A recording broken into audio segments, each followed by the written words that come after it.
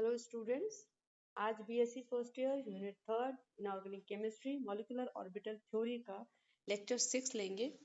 इसके अंदर आज हम देखेंगे कि जो हिट्रो कंपाउंड्स होते हैं, हिट्रो मॉलिक्यूलर कंपाउंड्स होते हैं, उनकी जो मॉलिक्यूलर ऑर्बिटल डायग्राम बनाते हैं उसमें एक स्पेशल रोल होता है कार्बन मोनोऑक्साइड का।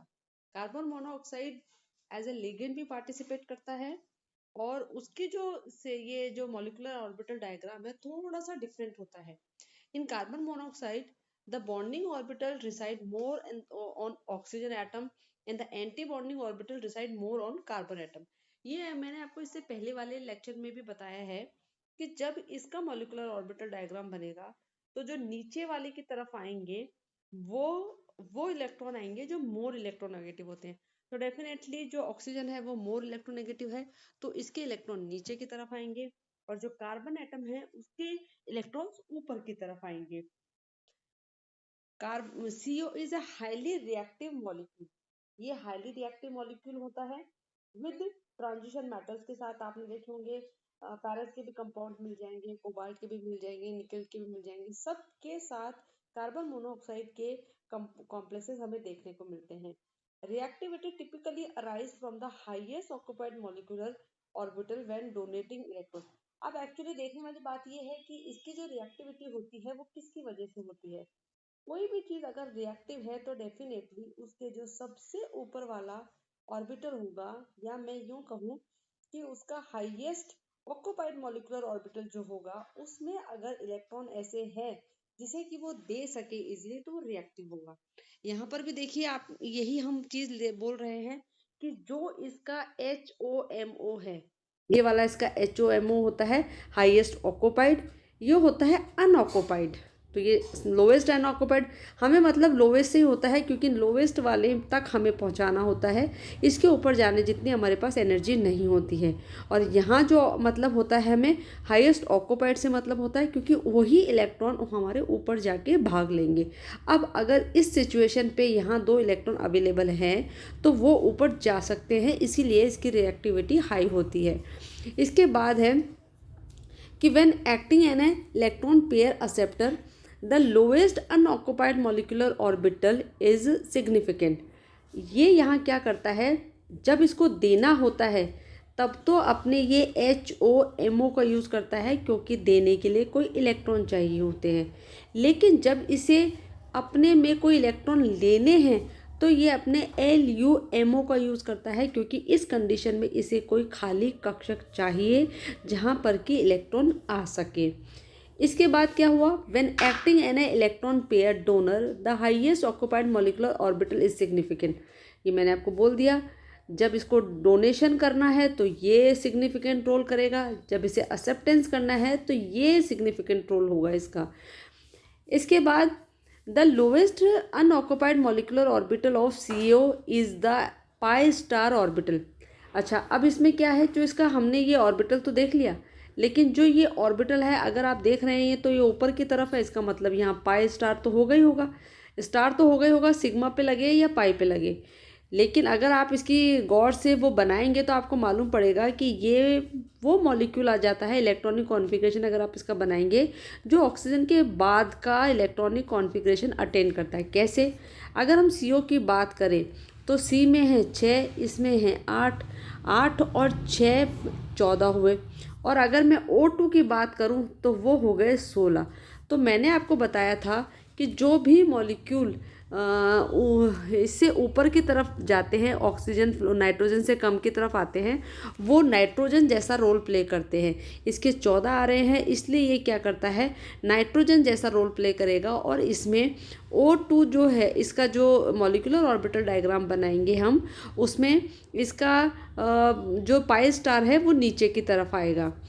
यहाँ आ गया आपका pi star. Pi star the lobe of LUMO are larger on the carbon atom than on oxygen atom. अच्छा, एक और चीज़ है कि अब जो इसका ये ऑर्बिटल है ये किस पर ज़्यादा किस पर ज़्यादा घिरा हुआ है या ये किससे ढका हुआ है, तो आप गौर खुद ही देख पा रहे हैं कि कार्बन से ढका हुआ है, ये ऑक्सीजन से ढका हुआ नहीं है, ऑक्सीजन से इतना दूर है इसका ये ऑर्बिटल।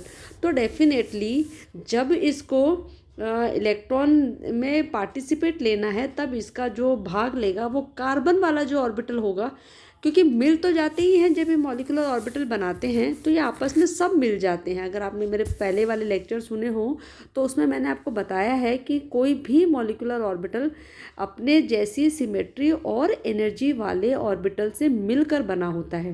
लेकिन देखिए आप यहाँ पर लिखा हुआ है कि जो इसका LUMO होगा वो लार्जन ऑन कार्बन एटम पर होगा, कार्बन एटम पे ज़्यादा होगा, क्योंकि कार्बन एटम ही उसके उस समय नज़दीक है।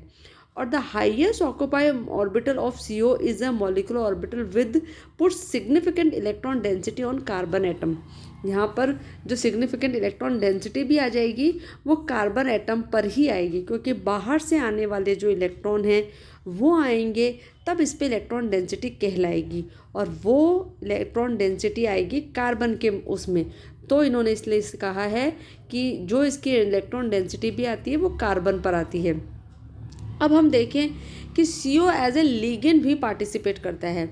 हमने पहले देखा कि CO का जो डायग्राम बनेगा वो कैसा बनेगा, फिर CO देता भी है और इलेक्ट्रॉन लेता भी है, और CO बहुत ज़्यादा रिएक्टिव भी। अब चौथी बात कि CO एज ए लिगेंड भी पार्टिसिपेट करता है। ये आप देखिए गौर से, कोई मेटल का ऑर्बिटल है और ये पूरा का पूरा हमारा CO का ऑर्बिटल है। इसके अंदर आप देखें तो ये जो है मेरे ये जो CO का ऑर्बिटल ये रहा, बीच में CO आ गया है, ये इतना पोर्शन मेरा मेटल का है, ये बचा हुआ जो पोर्शन है मेरा CO का है। अब अगर मैं इसमें देखूं, carbon monoxide is a known as sigma donor and pi acceptor.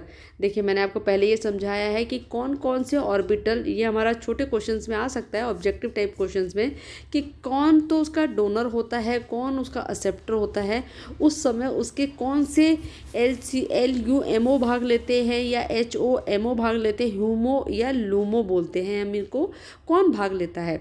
तो यहाँ देखिए साफ साफ लिखा हुआ है कि वो सिग्मा डोनर और पाई एक्सेप्टर होता है। पाई एक्सेप्टर इसको क्यों लिखा है, क्योंकि आपने देखा होगा कि जब ये इलेक्ट्रॉन लेगा तब ये ऊपर की तरफ लेगा, और ये जो ऑर्बिटल है ये पाई बॉन्डिंग में रोल प्ले करता है, इसलिए हमने इसको कहा है पाई एक्सेप्टर। और जब ये देता है तो नीचे वाले जो ऑर्बिटल से देता है, क्योंकि वहाँ पर सिग्मा होते हैं बॉन्ड, इसलिए हम इसे कहते हैं sigma donor. It donate electron from its HOMO to form a single bond with the metal। ये मैंने आपको बता दिया है कि जब इसको इलेक्ट्रॉन देने होंगे तो ये अपने HOMO का प्रयोग करेगा, ह्यूमो का प्रयोग करेगा, और ये देखिए इस तरीके से बड़ी खूबसूरती से ये मेटल के साथ बॉन्ड बना लेता है। इसके बाद देखिए आप कार्बन मोनोऑक्साइड एक्सेप्ट करेगा जब इलेक्ट्रॉन, तो D orbital field D orbital metal into anti bonding LUMO में एक्सेप्ट करेगा। ये भी मैं आपको पहले बता चुकी हूँ कि कार्बन मोनोऑक्साइड जब इलेक्ट्रॉन एक्सेप्ट करता है तो जो उसके पास फील्ड डी ऑर्बिटल्स होते हैं मेटल से करने के बाद, मेटल से जब ये इंटरेक्ट कर लेता है तब, क्योंकि जो मेटल होता है उसके पास जो भी एक्सेस चार्ज रह जाता है वो बैक बॉन्डिंग के थ्रू ये कार्बन मोनोऑक्साइड पे शिफ्ट कर देता है, और जो ये जब शिफ्ट करता है तो डेफिनेटली एंटी बॉन्डिंग जो ऑर्बिटल्स होते हैं वो खाली पड़े रहते हैं, उनमें इलेक्ट्रॉन डेंसिटी आ जाती है। अब देखिए इसका अगर हम देखें द फिनोमिना जो ये कहलाता है कि इसने पीछे से वापस दिया, इसको हम कहते हैं back bonding. And the increase electron density in the anti bonding orbital of CO causes an increase in CO bond length and decrease in electro stretching frequency. अभी देखिए बहुत ही खूबसूरत बात है, आपने क्या किया, इलेक्ट्रॉन को आप लेके आ गए एंटी बॉन्डिंग ऑर्बिटल में, और मैंने आपको बताया है कि जब मुझे बॉन्ड ऑर्डर निकालना होता है तो हम माइनस करते हैं bonding electron pair minus anti bonding में। अब अगर मैंने एंटी बॉन्डिंग में इलेक्ट्रॉन ज़्यादा कर दिए तो उससे क्या होगा कि जो इलेक्ट्रॉन डेंसिटी में ज़्यादा कर दिए तो जो मेरा मानो मैं पहले 4 में से माइनस कर रही थी 1 डिवाइड बाई 2, तो मेरा आ रहा था 3/2। अब मैंने क्या किया है कि मेरे जो एंटी बॉन्डिंग में जो इलेक्ट्रॉन हैं उन्हें ज़्यादा कर दिया मैंने, और अब मैं 4 में से डिवाइड कर दूं, यहाँ पर 3 इलेक्ट्रॉन कर दें तो डिवाइड करने के बाद आया, तो हमारी जो बॉन्ड लेंथ आ जाएगी वो डेफिनेटली कम आ जाएगी। और यही हमने लिखा हुआ है कि कि इस ऑर्बिटल से आने की वजह से डिक्रीज इन स्ट्रेचिंग फ्रीक्वेंसी, उसकी जो स्ट्रेचिंग फ्रीक्वेंसी, जो ये वाइब्रेशंस फ्रीक्वेंसी, ये जो इस स्पेक्ट्रा में निकलते हैं, ये डिक्रीज हो जाते हैं। Thank you very much.